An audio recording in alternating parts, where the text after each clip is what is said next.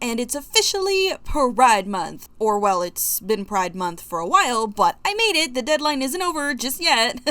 But yeah, I figured for this Q&A, I'd talk about / answer questions about my experiences being AroAce, since again, it's Pride Month. And because I figured maybe my experiences might help others out or just get the ball rolling for discussions, as our community isn't talked that much about, or if it is, it's not always the best, as many people believe the definition of asexuals and aromantics is a set in stone rule, which is just not the case. We are a Rubik's Cube of diversity. We don't all feel or think the same way as each other, like me and Jaden Animations, for example. She and I have pretty different experiences when it came to learning about asexuality and just overall life experiences, since, you know, people don't live identical lives. But yeah, I figured this would be a fun insight into my weird little life and how I function as an AroAce person who also happens to have a partner, which just seems to break people's minds when I say that. But yeah, I have a partner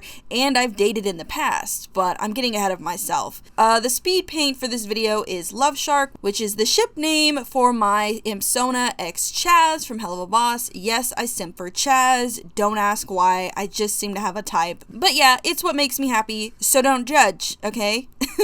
Anyway, let's move on to the questions. Question 1. It's a general question, but I still want to ask. How did you find out you were AroAce?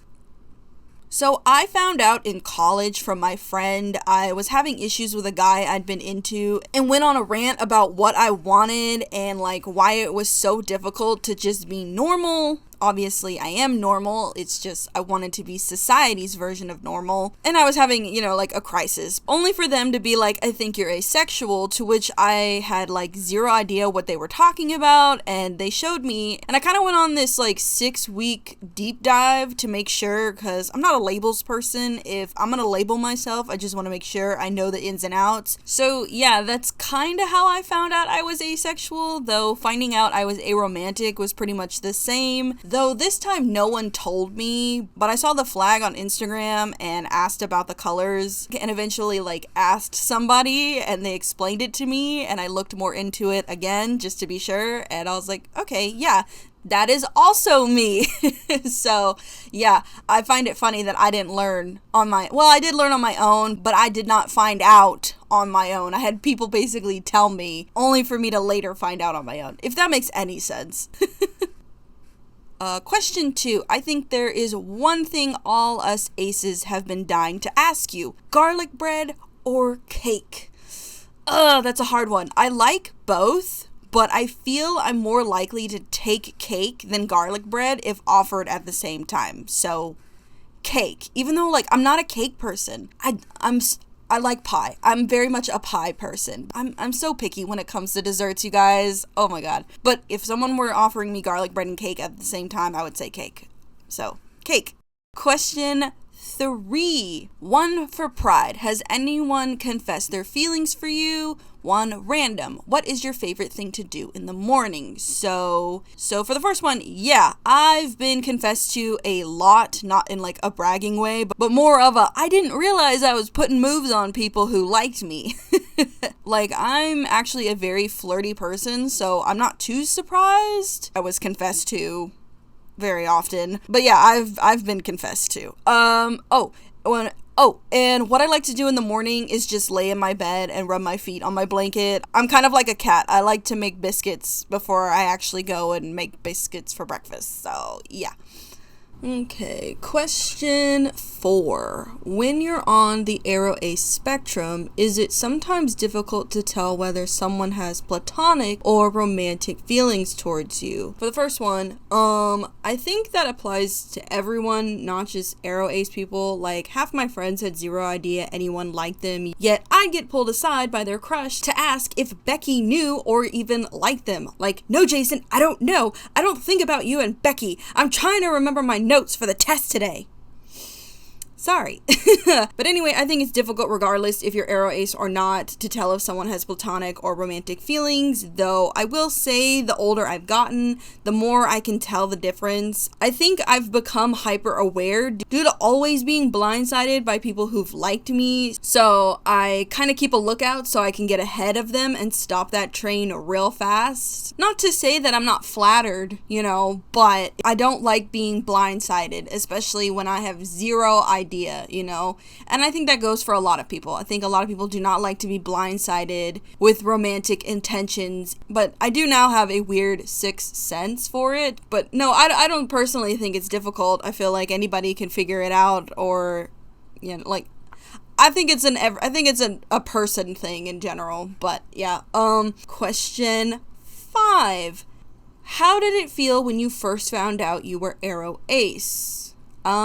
Relieved, I guess? I'm not super sure. It was a long time ago. Plus, it was at the time when I had decided I wasn't gonna pretend to be society's version of normal, because I was tired of thinking I wasn't acting right, but I mean, I am acting right. There's no other way for me to act than what I've been doing my whole life. Like, this is me. I'm a normal human being. I'm a functioning member of society. I'm just not their version of what is normal, but this is normal for me. This is my life. This is my world. I am normal. And I don't feel I need to change and end up feeling bad that I'm not doing things right, so why should I force myself? I had reached the point where I was done.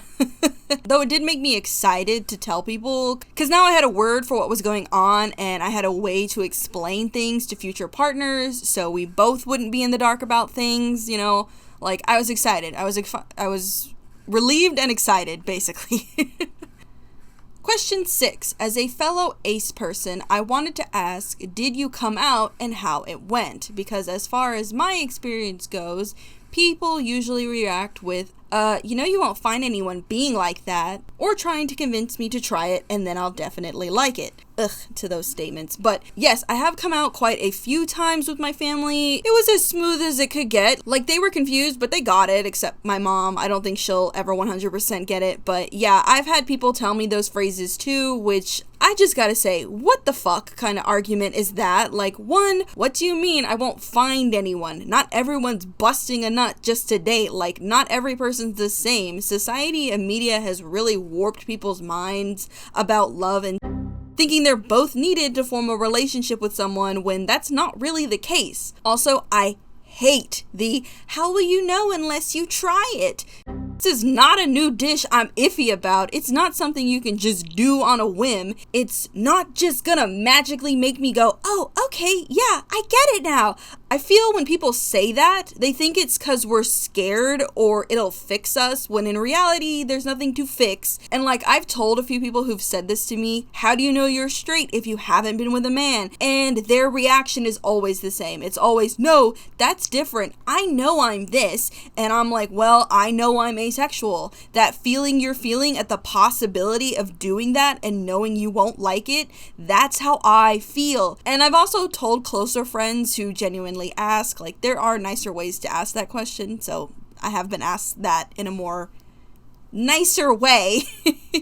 And the way I answer it usually gets the point across, because I always answer that being touched in a romantic way is like 1,000 bee stings. And then I ask, how would they feel if that's all they felt the whole time they were doing the devil's tango? A lot of people stop asking me after that, but I 100% get it. The questioning is really annoying and irritating, because it's like, do you not hear yourself? Do you not understand? Like, what you're asking is not a simple thing. To you, it's simple, but to other people, it might not be that simple, and it's so freaking frustrating. Question 7. 2 questions. 1. Have you ever had any queer platonic relationships? And if so, what is the dynamic like? 2. How come BB is bi if she's your imsona? So 1. Yes, I'm currently in one now. I know I say partner and boyfriend a lot, but that's just so y'all can get the idea we are committed to each other. And as for the dynamic, well, best way I can describe it is like ultimate best friends. We do pretty much everything best friends do: hang out, watch memes, talk on the phone about stupid stuff, get drunk at parties, and have sleepovers. We just don't do dates or romantic activities. or nightly romantic activities, if that makes any sense. I'm trying really hard to explain this. I've lived this, this is something second nature to me at this point, so I don't know how to explain myself super well. And 2, BB is bi because I'm bi. Did I forget to mention that? I'm sorry. I am bisexual, everyone.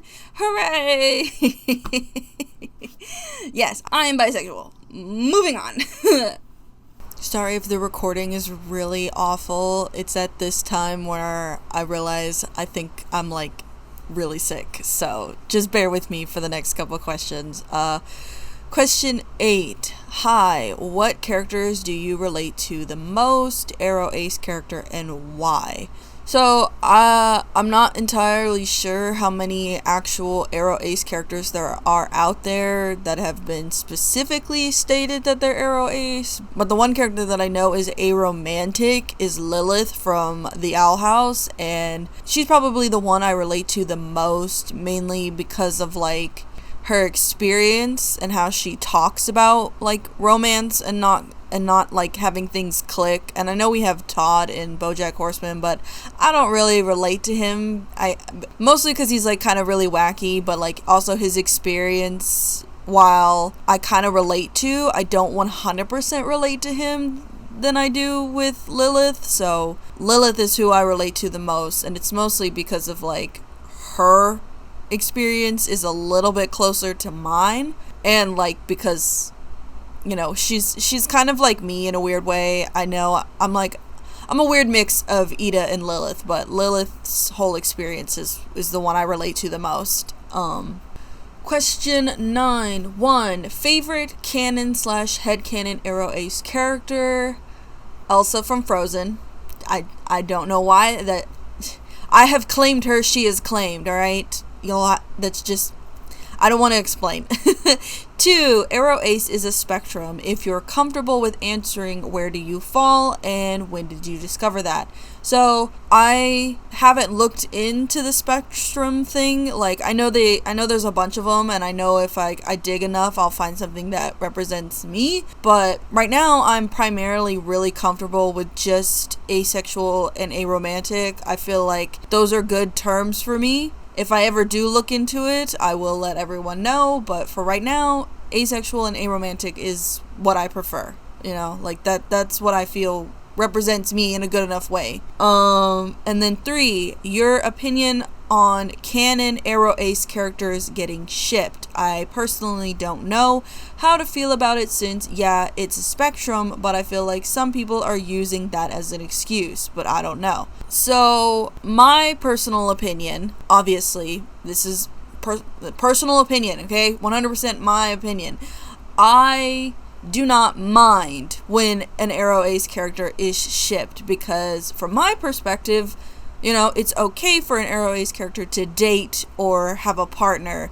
It's just when people take it too far or don't really respect the fact that the character is AroAce. Like, the whole situation with Alistair being, like, extremely sexualized. And it's like, yeah, it's a spectrum. Yes, we have like differing views here and there. That's 100% understandable. But like you said, yeah, people are using it as an excuse to like do things that aren't really on the line of AroAcedom, if that makes any sense. Like, it's so difficult to like voice your opinion because it is a spectrum, it is a gray area.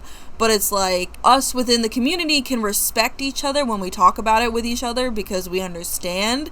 But it's people outside of the community who do not understand that I have problems with because, they're doing whatever they want and they're not respecting opinions or criticism when it comes to stuff like that. And it's like, why even use the excuse if you're not even going to be open to talking to the community about like what you could possibly do better or what we think might not be the right way to do it. And I know there's like no right or wrong way to do it, but for this kind of thing, it's like, it's a gray area. It's a gray area. And I hate that that's such a pun right now.